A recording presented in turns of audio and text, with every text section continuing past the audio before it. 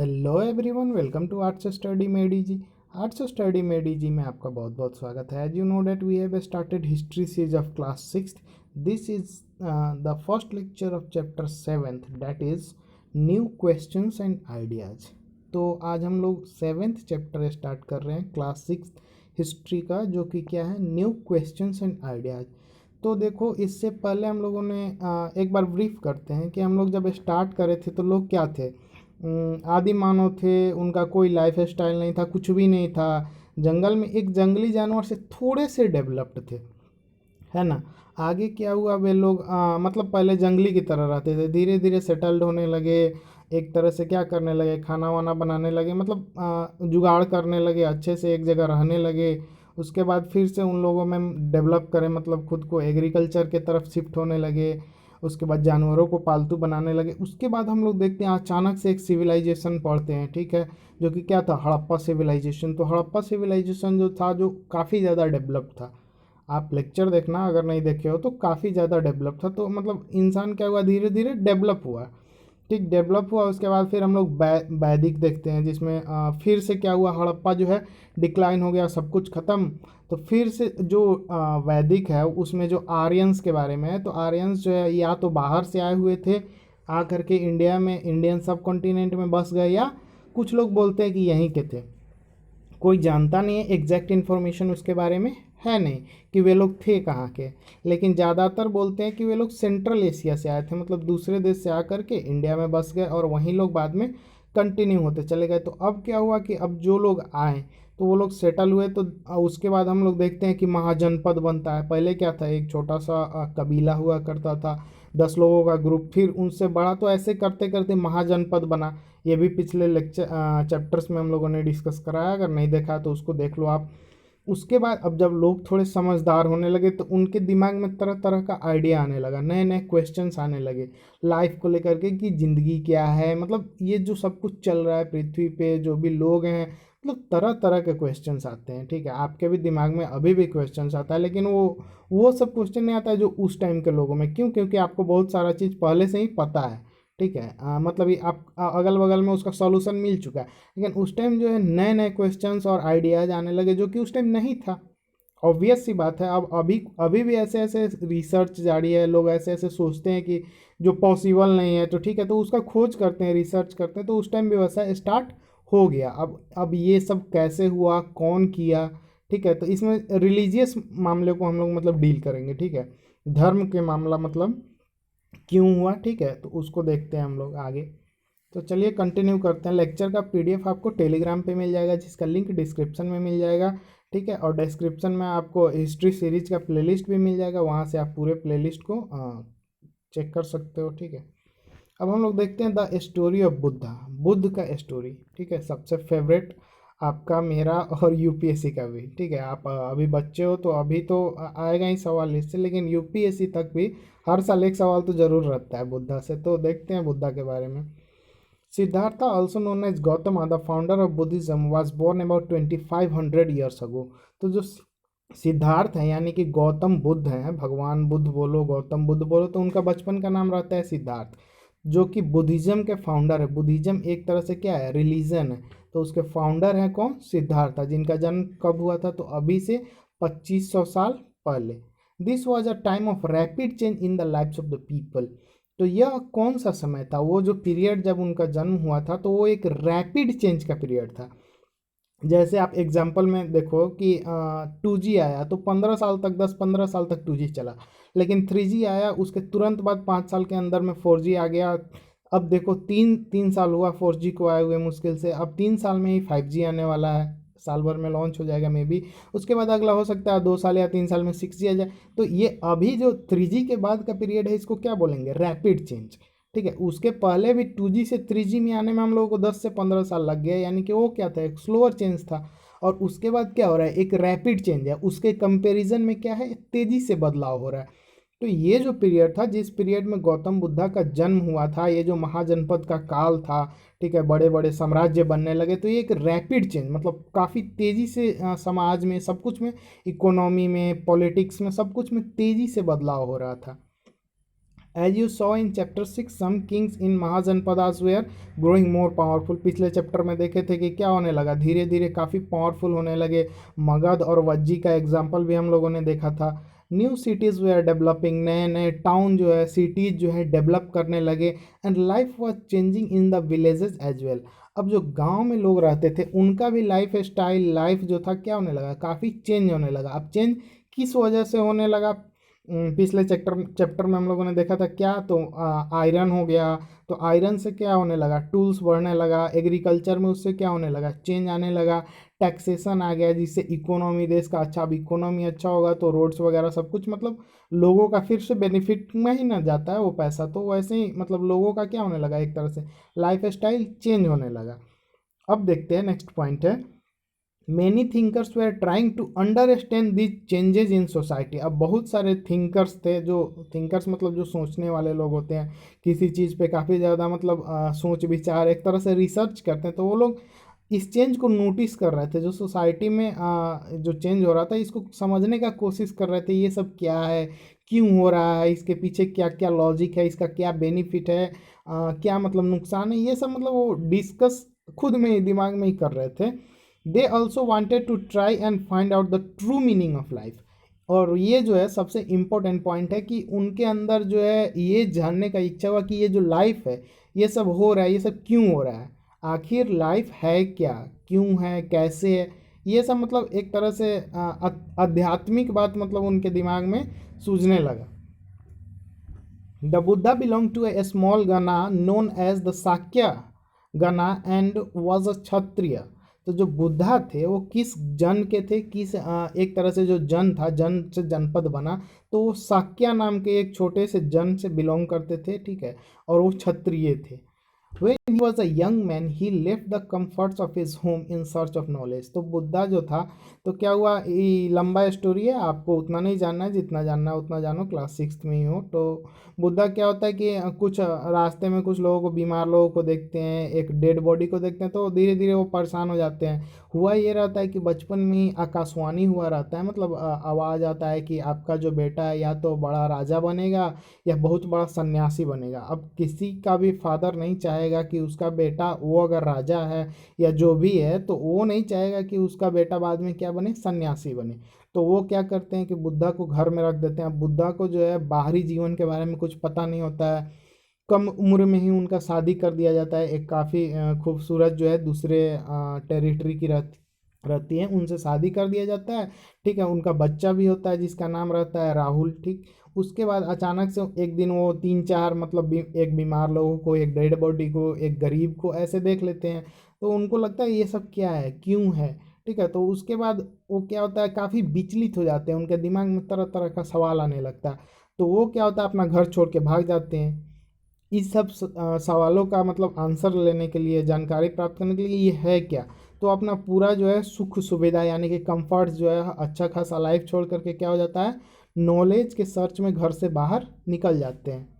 He wandered for several years meeting and holding discussions with other thinkers. तो अब ये तो एक तरह से थिंकर थे, मतलब सोच विचार करने वाले, ज्ञान के खोज में निकले थे।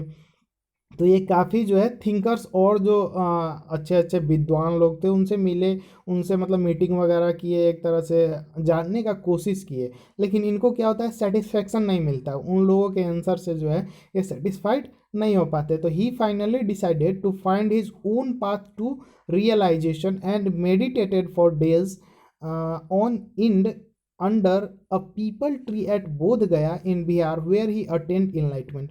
तो क्या होता है कि वो सेटिस्फाइड होते नहीं, उसके बाद डिसाइड करते हैं कि नहीं हम खुद से ही कुछ करेंगे। तो उसके बाद खुद से करने, खुद से ही सच क्या है उसको जानने का कोशिश करेंगे, लाइफ क्या है, ये लोगों के साथ ऐसा क्यों हो रहा है। तो वो डिसाइड किए कि नहीं, इसका आंसर हम खुद से पता करेंगे। तो उसके बाद क्या होता है, वो चले जाते हैं बोध गया में, एक बिहार में ही बोध गया है, एक पीपल का जो पेड़ होता है उसके नीचे बैठ जाते हैं, और उसके बाद क्या करते हैं, मेडिटेशन करने लगते हैं। और मेडिटेशन काफ़ी दिनों तक करते हैं, उसके बाद कुछ दिनों तक मतलब करते हैं, उसके बाद उनको क्या होता है, एक ज्ञान का प्राप्ति होता है, ठीक है, इनलाइटेंड हो जाते हैं वो, उनको इनलाइटमेंट मिलता है, ठीक है, यानी कि ज्ञान की प्राप्ति हो जाती है। उसके बाद after that he was known as the Buddha और द वाइज वन। तो उसके बाद से क्या होता है, जब उनको ज्ञान की प्राप्ति हो जाती है तो उनको कुछ ज़्यादा ही ज्ञान प्राप्त हो जाता है। नॉर्मल लोग से क्या हो जाता है, वो काफ़ी ऊपर चले जाते हैं। तो उनको क्या बोला गया, बुद्धा या वाइज वन, यानी कि बुद्धिमान।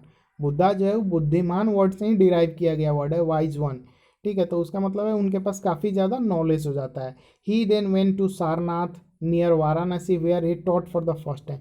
तो बुद्धा जो है उसके बाद सबसे पहले कहाँ जाते हैं, वाराणसी जो बनारस है अभी का, तो वहाँ पे सारनाथ जगह है, तो वहाँ जा कर के सबसे पहले ज्ञान देते हैं। मतलब जो उनको इनलाइटमेंट मिला रहता है, ज्ञान मिला रहता है, तो वो लोगों में बांटना चाहते हैं। ठीक है, लोगों को भी वो क्या करना चाहते हैं, एक तरह से डिस्ट्रीब्यूट करना चाहते हैं। जैसे ज्ञान अर्जित किए उसको लोगों में बांटे कि हाँ भाई दूसरों का भी भला हो।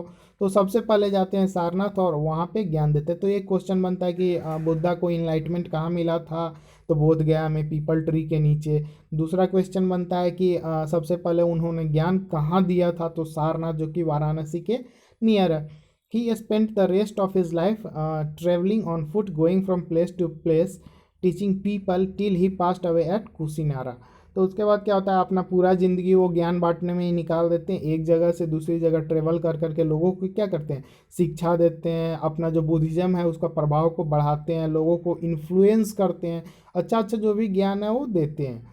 ठीक है, और लास्ट में उनका जो कुशीनगर है यूपी में ही, वहीं पे क्या होता है, देहांत हो जाता है। एक तरह से देहांत नहीं, उसको बुद्धिज़्म के टर्म में क्या बोलते हैं, एक तरह से इमोटल, क्या जो भी वर्ड है आप देख लेना उसको। ठीक है, उनको मृत्यु नहीं बोला जाता है, त्याग करना होता है ना, बॉडी का एक तरह से त्याग करना होता है, तो वो कर दिए वो। ठीक है, the Buddha taught that life is full of suffering and unhappiness. तो बुद्धा जो बताते हैं क्या, कि जो जिंदगी है ना, जिंदगी ये पूरी तरह से सफरिंग है, इसमें बहुत सारा कष्ट और बहुत ज़्यादा क्या है, दुख है। जिंदगी जो है दुख और कष्ट से क्या है, भरा हुआ है, आपका भी मेरा भी सबका। ठीक है, this is caused because we have cravings and desires which often can not be fulfilled. अब देखो ये जो दुख का कारण है, ठीक है, ये जो दुख आपको होता है, आपको या हमको, तो उसका कोई कारण, तो उसका कारण ये है कि आपके अंदर जो है काफ़ी सारा डिजायर्स है, इच्छा है। अगर आप इच्छा को ख़त्म कर दो तो आपका जो सारा दुख है वो ख़त्म हो जाएगा। बुद्धा इस पे काफ़ी ज़्यादा फोकस करते हैं, इस पॉइंट पे, कि जो आपका दुख है वहीं आपका जो डिजायर है वहीं आपके दुख का कारण है। अगर डिजायर ख़त्म, मतलब आपको क्या है कि आप बच्चे हो, मानो आपको साइकिल चाहिए, आप जानते हो कि आप अफोर्ड नहीं कर सकते हैं, आपके पेरेंट्स आपको साइकिल नहीं दिला सकते, तो इससे क्या होगा, आपको दुख होगा। आपके पास जो है, अगर आप उसी में खुश रहो तो आपको दुख होगा ही नहीं। Even if we get what we want, we are not satisfied and want even more. अब क्या होता है कि चलो एक तो डिजायर है, गलती से वो पूरा हो जाता है, तो उसके बाद हम लोग को और का इच्छा होता है, नहीं अब साइकिल मिल गया, अब मोटरसाइकिल चाहिए, मोटरसाइकिल मिल गया, कार चाहिए। तो क्या होता है, डिजायर जो है, इच्छा जो है वो बढ़ते जाता है, और वही दुख का कारण होता है। अगर आप साइकिल पे ही खुश, अगर आपको साइकिल मिल गया और उतने पे ही खुश रहो, तो आप जब मोटरसाइकिल की इच्छा करोगे ही नहीं तो आपको दुख होगा ही नहीं। दुख कब होगा, जब आपको लगेगा नहीं मेरे पास कुछ नहीं है, हम गरीब हैं, दूसरों को देखोगे, उसे कंपेयर करोगे खुद को कि नहीं उसके पास ये है मेरे पास ये है, तो आपको दुख होगा ही होगा। ठीक है, तो डिजायर जो है, इच्छा जो है, इसको मारो और अपना दुख को ख़त्म करो, बुद्धा ऐसा बताते हैं। The Buddha describe this as thrust और तनहा। तो बुद्धा जो है इसको क्या बोलते हैं, एक तरह से प्यास है, तन्हा है, मतलब आपको इच्छा है और पानी पियो, और मतलब एक तरह से ज़्यादा से ज़्यादा का इच्छा जो है यही दुख का कारण है। He taught that this constant craving could be remove by following moderation in everything. तो इसको कैसे ख़त्म किया जा सकता है, आप मॉडरेट हो जाओ, आपके पास जो है बस उतने में खुश रहो, उसके बाद क्या है, आपका दुख का निवारण हो जाएगा, आपको दुख होगा ही नहीं। He also taught people to be kind and to respect the lives of others including animals। तो वो जो है लोगों को ज्ञान तो देते ही थे, तो उस ज्ञान में उनका एक और पॉइंट था कि आप दयालु बनो। ठीक है, अपने अंदर क्या करो, करुणा लाओ, दया रखो, और जो दूसरे लाइफ्स हैं, दूसरे जो जीव जंतु हैं इंक्लूडिंग एनिमल्स, जानवर हैं, उन पर क्या करो, एक तरह से दया दिखाओ, उसको किल नहीं करो। ये जैनिज़्म में भी है, जैन धर्म में बहुत ज़्यादा है, लेकिन ये बुद्धिज़्म में भी ये पॉइंट है कि आप जानवरों का किसी का भी हत्या नहीं करो। ठीक, he believed that the results of our action whether good or bad affects us both in this life and the next। तो ये बोलते हैं कि जो रिजल्ट है हमारे एक्शन का, यानी कि हम जो कर्म करते हैं, यानी कि अपना जो लाइफ है उसमें जो भी कर्म करते हैं, यानी कि जो भी काम करते हैं, चाहे वो अच्छा हो या बुरा हो, तो उसका जो फल मिलता है, ठीक है।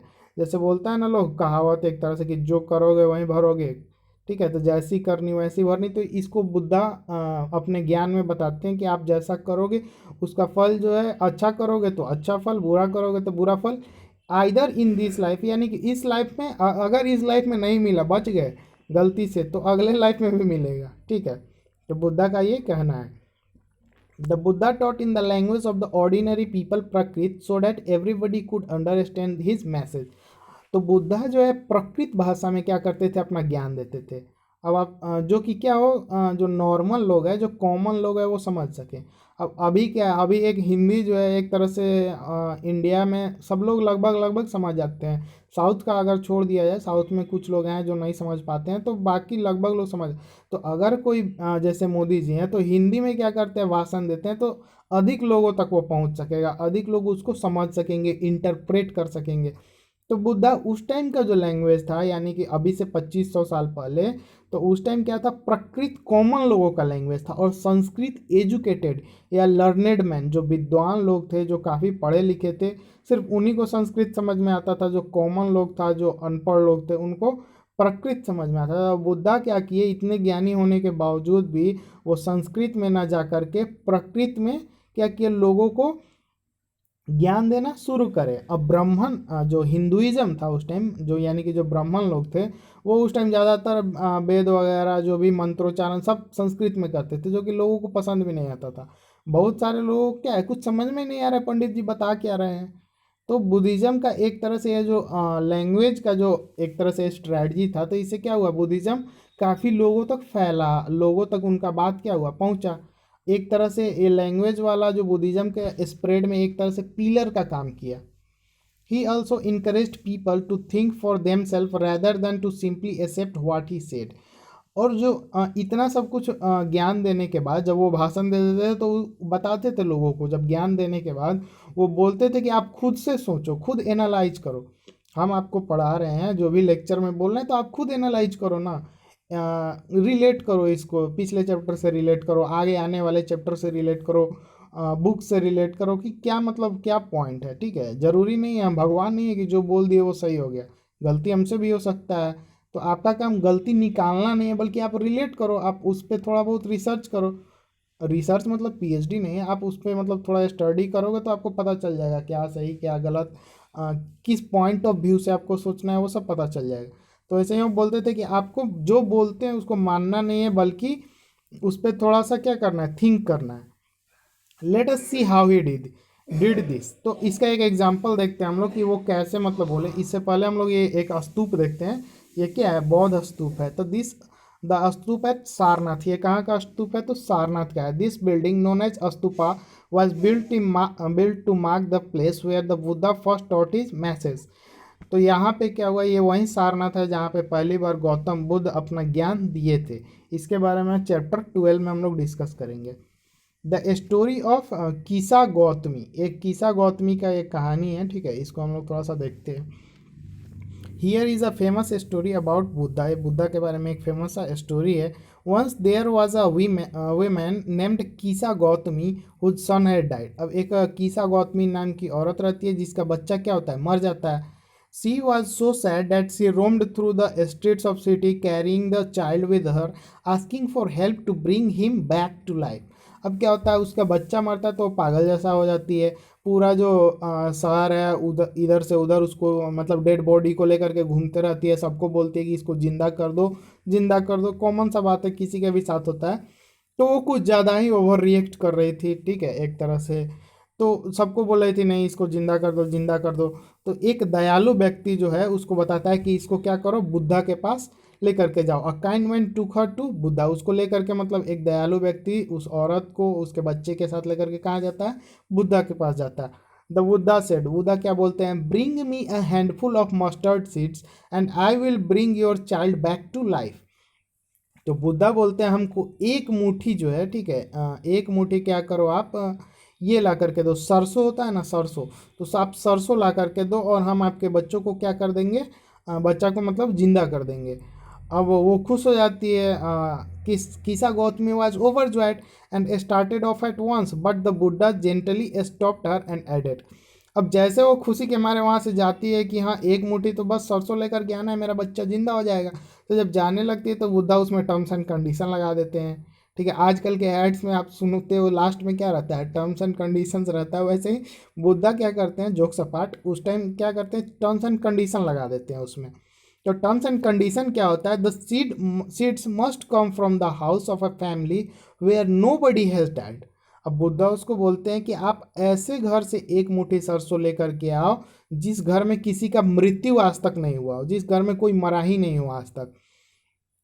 अब कीसा गौतमी जो है went from door to door, एक दरवाजे से दूसरे दरवाजे पर जाती है, but wherever she went she found other someone और the other, father mother sister brother husband wife child aunt uncle grandfather grandmother है डाइड। तो वो जब जाती है एक दरवाजे से दूसरे दरवाजे पर, तो हर एक फैमिली में कोई ना कोई डाइड है, चाहे उसके माता पिता भाई बहन चाचा चाची दादा दादी, कोई ना कोई सबके फैमिली में मरा ही है। ठीक है, ऐसा कोई फैमिली उसको नहीं मिलता है जिसमें कोई मरा ना हो। तो ये मोरल ऑफ द स्टोरी ये है, जो बुद्धा क्या उसको सीख देना चाहते हैं। What was Buddha trying to teach the sorrowing mother, जो दुखियारी माता थी, दुख में जो माता थी, उसको बुद्धा क्या समझाना चाहते हैं कि देखो जो भी आता है उसको क्या है, एक दिन जाना है। ठीक है, भले उसका मौत का कारण मौत का उम्र अलग अलग हो सकता है, लेकिन जो आया है उसको जाना है। तो बुद्धा यही उसको समझाने का कोशिश कर रहे हैं कि ये जो है मृत्यु जो है एक तरह से क्या है, फिक्स्ड चीज़ है, इसको कोई रोक नहीं सकता है। तो आज के लेक्चर में इतना ही। Thank you for watching, stay tuned.